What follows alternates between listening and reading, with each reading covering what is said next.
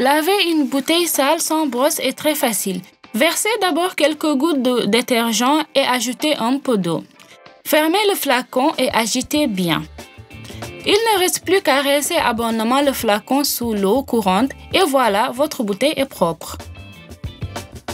Les crochets mélangés et les pinces à papeterie peuvent former un tandem incroyable. Fixez le clip au sac de noix et de fruits secs que vous conservez au réfrigérateur ou à petit emballage ou tube. Vous pouvez également organiser un espace de stockage supplémentaire sur la porte du réfrigérateur. Fixez simplement les crochets et placez les sacs et les paquets agrafés dessus. Si la choucroute devient plus en plus aigre, pour éviter ce processus, mettez la choucroute dans des sacs et mettez-la au congélateur.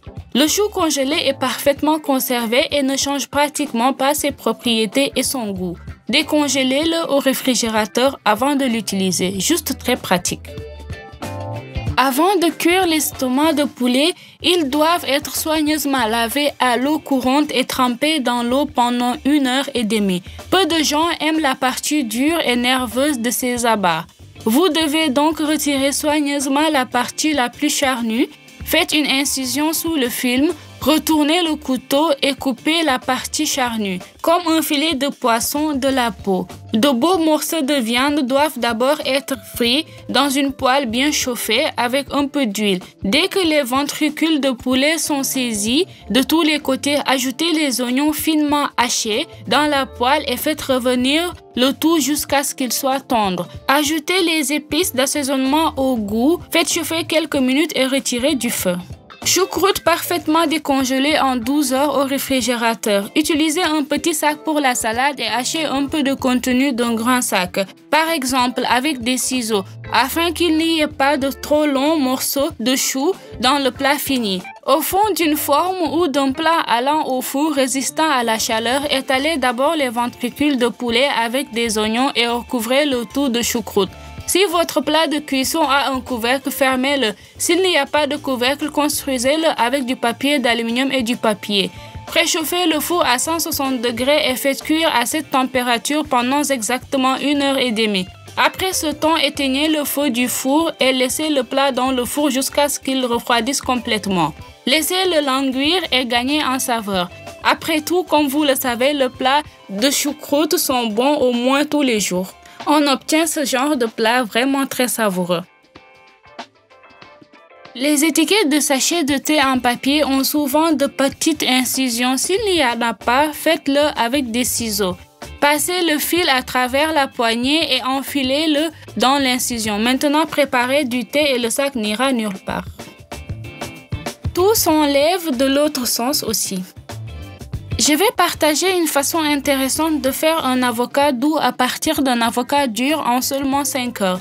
Prenez une banane mûre et un avocat ferme.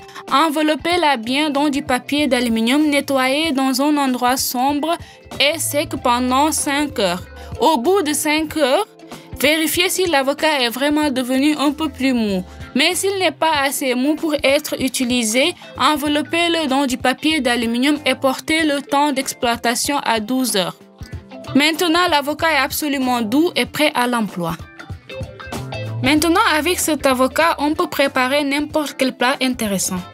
Pour éviter que la cassonade ne se comprime et reste friable pendant le stockage, mettez d'abord des serviettes en papier dans un pot de sucre, puis un morceau de pain qui absorbe tous les deux l'excès d'humidité et le sucre sera parfaitement friable.